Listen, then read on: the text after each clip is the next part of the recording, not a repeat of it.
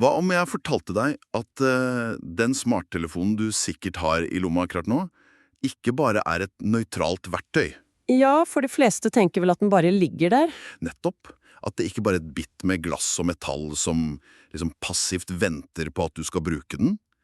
Hva med teknologien i livene våre faktisk er et usynlig, altomfattende rammeverk som aktivt programmerer om hjernen din? Altså, det er jo en ganske radikal tanke, da. Ja, men hva om den fullstendig endrer hvordan du som lytter til dette nå, faktisk ser på naturen, på kloden vår, og til og med på andre mennesker? Det rusker jo litt i grunnmuren, for å si det sann.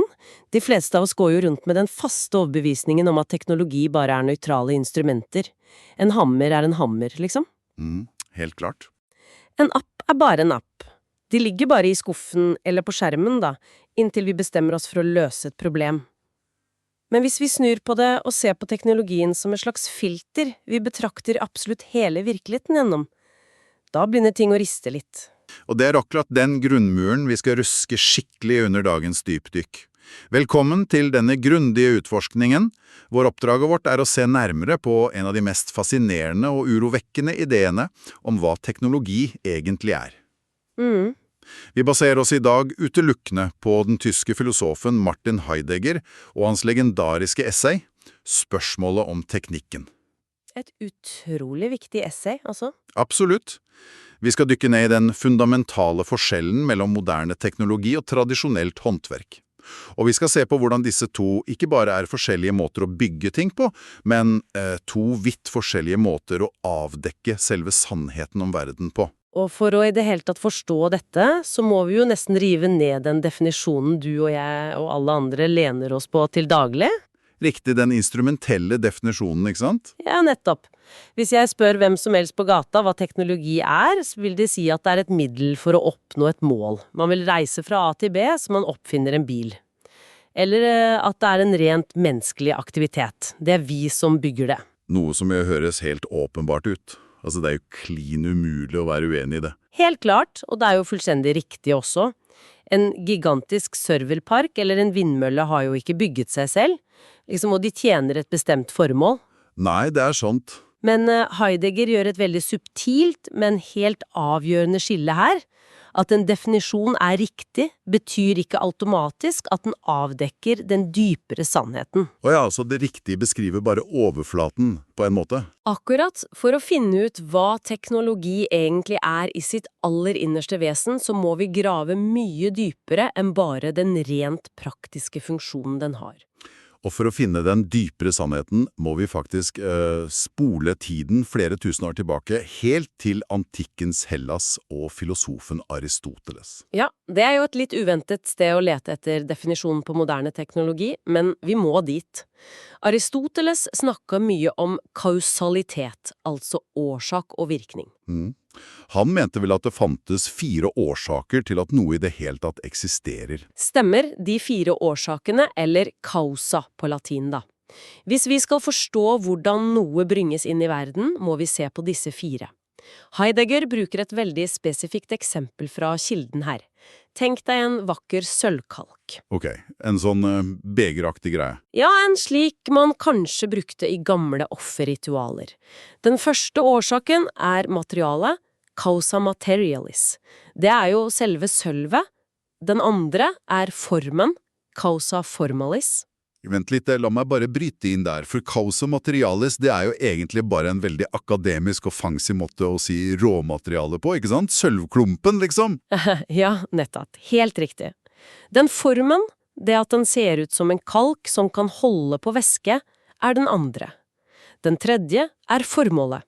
Causa finalis, altså det religiøse ritualet kalken faktisk er ment for. Og da har vi vel den fjerde igjen, som jeg antar er causa efficiens. Det må jo være sølvsmeden. Ja, håndverkeren. Men hvorfor trenger vi å komplisere dette med 4 latinske begreper egentlig? Er ikke sølvsmeden bare årsaken, ting er resultatet, og så er vi ferdig snakket? Ja, fordi vår moderne hjerne umiddelbart reduserer det til akkurat det. Vi tenker på sølvsmeden som en slags biologisk maskin, liksom. Sølvsmeden er årsaken, kalken er resultatet. Bang, ferdig. Ja, maskintankegang. Nettopp. Men det var overhodet ikke slik grekerne så på det. De så ikke på håndverkeren som som bare produserte en effekt med makt.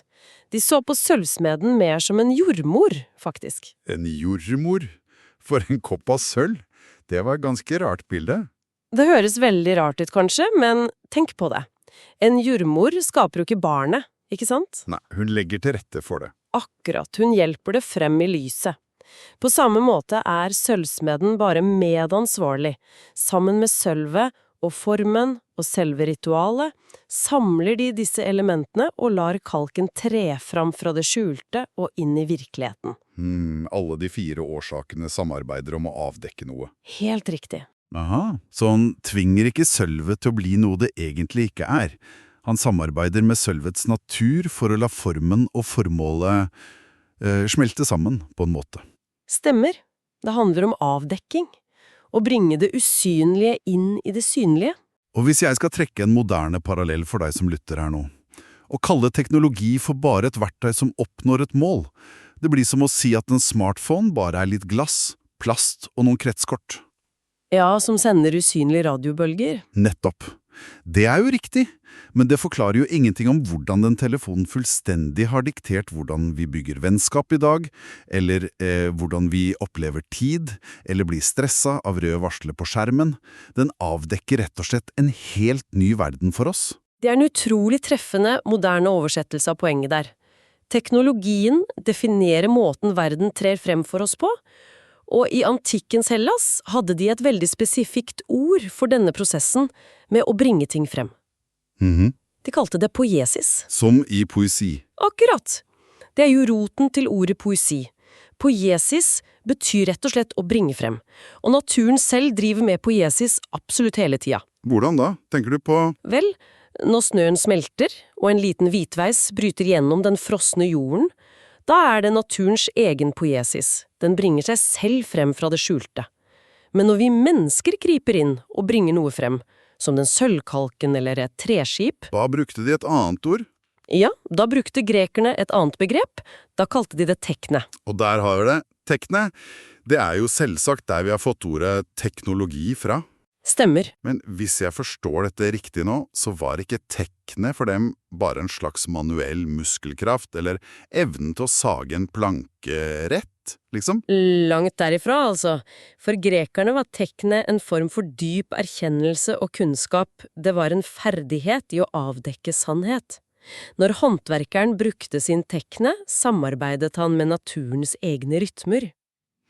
Et fantastisk bilde som brukes for å illustrere dette i essayet, er en gammel, klassisk vindmølle. Du vet, en sånn man ser på gamle malerier fra Nederland. Ja, Vingene på møllen er jo designet for å fange vinden. De overgir seg totalt til vindens luner. Når det blåser, vel, da marer den korn. Og når det er vindstille, ja, da står den i ro. Nettopp. Den prøver aldri å låse vinden inne. Eller tenk på en gammel trebro bygget over elven Rhinen. Den broen forener jo de 2 breddene, den lar folk krysse trygt, men under broen… Får alven fortsette å være nøyaktig det den alltid har vært, en elv. Akkurat. Men her kjenner jeg at jeg må utfordre hele denne harmoniske, romantiske idyllen litt, altså. Kjør på. For å bygge den sjarmante trebroen der, så måtte jo noen faktisk gå inn i en skog, hugge ned hundrevis av eiketrær, fjerne grenene og sage dem opp med makt. Vi river jo tømmeret ut av skogen. Hvordan i all verden kan han kalle det for et harmonisk samarbeid? Er ikke all menneskelig bygging en form for å utnytte og tvinge naturen? Det er et veldig instinktivt og logisk motargument, og selvfølgelig er det et inngrep. Man feller jo trærne. Men forskjellen ligger i selve relasjonen til naturkreftene. Utdyp den litt. Håndverket som bygger trebroen tvinger ikke naturen til å slutte å være natur. Vinden får fortsatt lov til å bare være vind rundt møllen. Treverket i broen fungerer nettopp fordi håndverkeren forstår og respekterer treets iboende egenskaper. Ikke sant? Det er et styrke og bøyelighet og sånt. Ja. Tingene fungerer rett og slett på naturens premisser. Tekne bringer frem noe nytt, ja, men uten å kreve at naturfenomenet skal underkaste seg et fullstendig unaturlig diktat. Ok, jeg kjøper den altså. Det er en form for respektfull utnyttelse om du vil. Man seiler med vinden, ikke mot den, på en måte. Riktig. Men hva skjer når vi slutter å akseptere at vinden noen ganger løyer, da? Hva skjer når vi som samfunn bestemmer oss for at vi trenger massiv energi på kommando 24 timer i døgnet, helt uavhengig av om naturen vil gi oss det eller ikke? Det er vel her det store historiske bruddet skjer. Det er nøyaktig der alt snus på hodet. Og det er selve kjernen i hele denne filosofien. Den moderne teknologien er fremdeles en måte å avdekke verden på, men den opererer overhodet ikke lenger som poesis. Den handler ikke lenger om å bringe frem i samarbeid. Nei, det blir mer et krav. Helt riktig. Den avdekker verden gjennom et absolutt krav. Den tyske termen Heidegger bruker er herausfordern, som betyr en provoserende utfordring. Vi slutter rett og slett å be naturen om å gi oss noe, vi krever det med makt. Vi utfordrer naturen til å levere. Og hvis vi går tilbake til elven Rhinen da, for å bruke den som eksempel, først hadde vi altså denne trebroen som var bygget inn i landskapet, som lot elven flyte fritt. Men moderne teknologi nøyer seg ikke med det. Vi bygger et enormt vannkraftverk av massiv betong, som tvers igjennom demmer opp hele elven. Ja, og tenk over hva som egentlig skjer der. Vannkraftverket er ikke plassert i elven. Elven er bygget inn i vannkraftverket. Oi, wow. Det er et sterkt bilde. Rhinen er ikke lenger en majestetisk elv i et landskap, slik poeter en gang skrev sanger om. Den har mistet sin status som elv. Nå er den utelukkende redusert til en eneste ting. Den er en vannkraftleverandør. Dets eneste eksistensberettigelse er å skape et vanntrykk som kan drive turbiner. Det er faktisk ganske brutalt når du setter ord på det sånn. Man fratar elven sin egenverdi, og det er jo dette vi ser overalt når moderniteten inntreffer. Jordbruket slutter å være en bonde som pløyer og respekterer årstidene, og blir en mekanisert, kjemisk næringsmiddelindustri som pumper jorden full av gjødsel for å tvinge frem maksimal avling. Nettopp. Eller vi ser på et fjell, og vi ser ikke et fjell, vi ser bare et potensielt kullager. Vi tvinger fjellet til å gi oss kull. Vi utvinner kullet, vi frakter det, brenner det, de gir damp, dampen driver fabrikken. Og den kjeden du beskriver der er helt essensiell. Å utvinne, transformere, lagre og distribuere. Det er selve hjerteslaget til det moderne teknologiske blikket. Den gamle vindmølla lagret jo ingenting. Nei, sant det.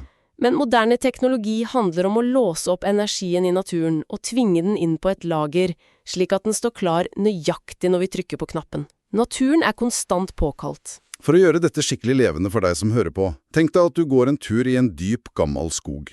Hvis du er i det romantiske, kanskje litt poetiske hjørnet, ser du et levende økosystem. Disse trær, hører fugler, opplever en følelse av ro. Det er skogen i seg selv, ja. Nettopp. Men hva skjer hvis du skrur på dette moderne, teknologiske blikket vi snakker om da? Da forsvinner magien umiddelbart. Du ser ikke lenger et vakkert tre. Du ser cellulose. Du ser tømmer som bare står der og venter på å bli hugget ned, kvernet opp og transformert til avispapir. Og det avispapiret venter bare på å bli trykket med reklame, som igjen skal selge enda flere produkter. Sirkelen slutter aldri. Du ser verden gjennom et regneark. Det handler bare om volum, kapasitet og utbytte. Og når moderne fysikk og vitenskap begynte å kreve at naturen skulle kunne kalkuleres, at absolutt alt kunne måles og veies, så la det grunnlaget for at vi begynte å se på absolutt alt rundt oss som potensielle ressurser. Og dette har jo en mørk konsekvens for hvordan vi forholder oss til tingene vi omgir oss med. Ja, for det fører oss direkte til kanskje det mest urovekkende begrepet i hele denne tankegangen. Når vi utfordrer verden på denne måten her, blir alt til slutt redusert til noe som kalles bestand, eller stående reserve, ikke sant?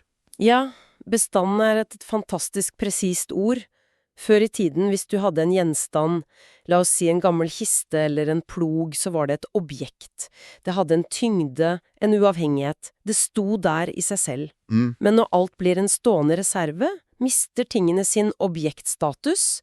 De blir bare identitetsløse komponenter som står på vent for å bli brukt i neste ledd av en endeløs, rasjonal prosess. Et eksempel fra kilden som virkelig fikk meg til å stoppe opp og tenke, var dette med et moderne passasjerfly.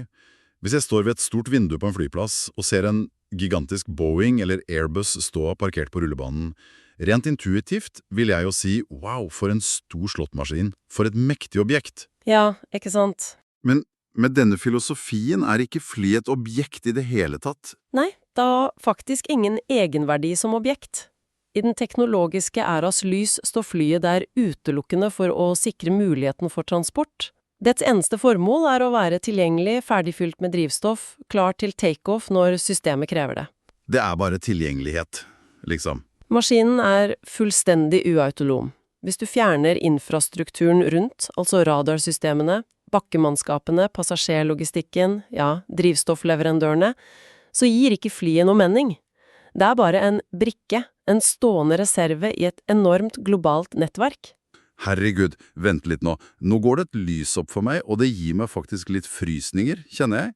Hvis vi har tatt på oss en usynlig brille som tvinger oss til å se elver som batterier, skoger som cellulose og fly som bare komponenter i et system, blir at vi gjør det samme med oss selv, blir mennesket også redusert til en stående reserve. Det er den ultimate konsekvensen, og det er den største advarselen Heidegger kommer med. Det store paradokset er jo at selv om vi mennesker liker å tro at det er vi som har bygget teknologien, og at vi har full kontroll over den, så er det egentlig omvendt. Wow, vi blir styrt av det. Ja, fordi vi driver dette systemet fremover, blir vi enda mer systematisk krevd og bestilt enn naturen. Vi reduserer oss selv. Tenk bare på språket vi bruker i dag. Ja, human resources, HR-avdelinger. Nettopp! Vi kaller bokstavelig talt andre mennesker og oss selv for menneskelige ressurser. Vi er ressurser som et selskap kan utvinne verdi fra, flytte rundt på, optimalisere og omplassere. Og det samme gjelder i helsevesenet, sant? Ja, et annet glimrende eksempel. Man snakker ikke alltid om syke individer med unike livshistorier. I byråkratiet snakker man om pasientgjennomstrømming eller pasienttilgang for en klinikk. Syke mennesker blir rett og slett redusert til råmateriale fabrikken trenger for å få budsjettene til å gå i balanse. Wow. Jeg må bare komme med en enda mer moderne analogi her for å virkelig spikre dette. Tenk på moderne datingapper. Tenk på Tinder. Haha, ja, der har du det. Før i tiden møtte du noen, og det var et mysterium, et helt menneske du gradvis avdekket. Men hva gjør en datingapp? Den reduserer bokstavelig talt millioner av unike mennesker til en stående reserve, en uendelig katalog av potensiell romantisk inventory på skjermen din, som bare venter på å bli sveipet på. Vi optimaliserer kjærligheten, og vi har gjort selve jakten på en partner til ren logistikk. Det er et brutalt, men utrolig illustrerende eksempel. Altså, dating-appen krever jo at menneskene i den skal gjøres kalkulerbare. Du filtrerer på høyde, alder, avstand. Du bestiller et menneske. Og grunnen til at vi gjør dette, at vi utvinner verden og hverandre på denne måten, er fordi vi er fanget i det Heidegger kaller gestell. Gestell, det høres ut som et sykkelstativ. Hva betyr det egentlig? Ja, det oversettes ofte som det bestellende rammeverket, eller bare rammeverket. Ordet brukes riktignok vanligvis om et stativ på tysk, men her er det ment som den styrende strukturen som rammer oss inn. Det er gestell som tvinger oss, nærmest ubevisst, til å utfordre naturen og hverandre. Så vi tror vi bestemmer over algoritmene, men i realiteten er det rammeverket som har grepet om oss. Nettopp, det tvinger oss til å se alt som noe som skal optimaliseres. Så for å si det rett ut, vi er fanget i et gigantisk, usynlig regneark, og vi er selv bare rader og kolonner i det. Det er en utrolig god måte å si det på. Men hvis dette rammeverket gjennomsyrer absolutt hele samfunnet vårt, er vi da helt fortapt? Hvor i all verden finnes håpet i en slik situasjon? For å finne håpet må vi være kirurgisk presise på hva problemet egentlig er. Teknologien i selv er ikke ond. Maskinene, serverne, bilene, de er ikke demoniske. Nei. Faren ligger i selve essensen av teknologien, i dette gestell. Det er selve måten vi ser på som er problemet. Men hvorfor er dette perspektivet så innmari farlig da? Hvis vi får effektivisert alt, produsert mat til alle og kurert sykdommer fordi vi behandler alt som data, hva er den ytterste faren med det? Den ytterste faren er at når dette regnearksperspektivet tar over, så blokkerer det fullstendig for absolutt alle andre mulige måter å oppfatte sannhet på. Ja, det blir det eneste vi ser. Ja, hvis vi blindt aksepterer at alt i verden bare eksisterer for å utnyttes, mister vi fullstendig evnen til ærefrykt. Vi slutter å se naturens mysterium. Og enda verre, vi tror at overalt hvor vi snur oss, så møter vi bare oss selv og våre egne konstruksjoner. Mennesket mister kontakten med sin egen natur, og mister forståelsen for hva det vil si å bare være til i verden, uten å hele tiden skulle prestere eller optimalisere noe. Vi mister rett og slett evnen til å undre oss, og vi mister respekten for det som er større enn oss selv. Men her er det et lite glimt av lys. Det siteres nemlig en setning fra den tyske poeten Hölderlin som lyder: «Men der faren er, vokser også det reddende». Hva betyr det i praksis? Betyr det at vi må knuse smartfonene våre, flytte ut i skogen og leve som i middelalderen? Absolutt ikke. Løsningen er aldri å rømme fra virkeligheten eller føre en slags naiv krig mot maskinene. Vi kan ikke skru av strømmen, holdt jeg på å si. Nei, det toget har gått. Redningen ligger i refleksjon. Siden roten til teknologien opprinnelig handlet om å avdekke sannhet, må vi våkne opp og innse akkurat det. Ved å stirre faren i hvittøyet, ved å se geistel for det det faktisk er, kan vi frigjøre oss mentalt. Vi kan innse at dette bare er en måte å se verden på, ikke den eneste mulige. Akkurat. Og her kommer jo kunsten inn. For som vi snakket om tidligere, grekerne brukte ordet tekne om håndverk og teknologi. Men de brukte det også om de skjønne kunster, ikke sant? Stemmer. Om poesi, skulpturer og malerier. Hvorfor er kunsten så utrolig viktig for å redde oss fra dette rammeverket? Fordi kunsten slekter på teknologien. Begge to handler i bunn og grunn om å bringe noe frem fra det skjulte, en form for poiesis.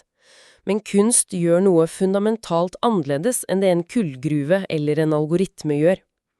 Et vakkert dikt eller et fantastisk maleri av en solsikke tvinger ikke fargene eller ordene til å prestere som en stående reserve.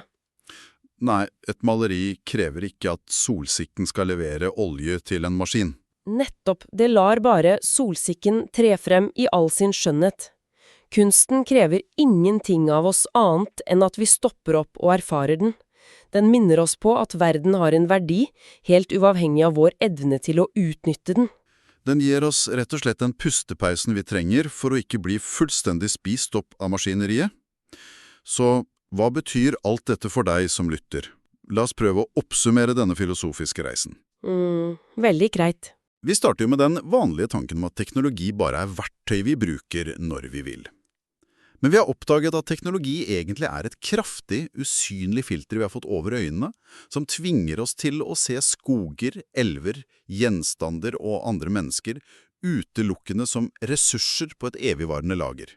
Ja. Forskjellen mellom fortidens tekne og dagens teknologi er at vi sluttet å samarbeide respektfullt med naturen, og i stedet begynte å utfordre og kreve av den. Vi har beveget oss fra en harmonisk avdekking av sannhet til et aggressivt, systematisk rammeverk som gjør absolutt alt til stående reserver. Og hvis vi ikke er bevisste på det, vel, da slukes vi selv av systemet.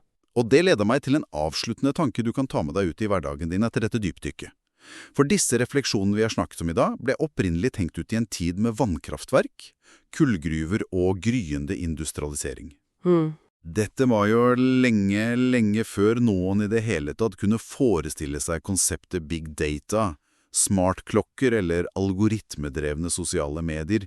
Hvis den tidlige mekaniske teknologien klarte å redusere en levende skog til cellulose og en arbeider til human resources, hva i all verden er det som skjer med oss i dag? Det er et ufattelig viktig spørsmål. Når hvert eneste hjerteslag pulsklokken din registrerer, når hvert eneste sted GPS-en i telefonen din sporer at du drar, og når hvert sekund du har brukt på å lytte til en samtale som denne, systematisk logges, lagres og selges som datapunkter til annonsører, er du da lenger et uavhengig, mystisk menneske som opplever verden? Ja, si det.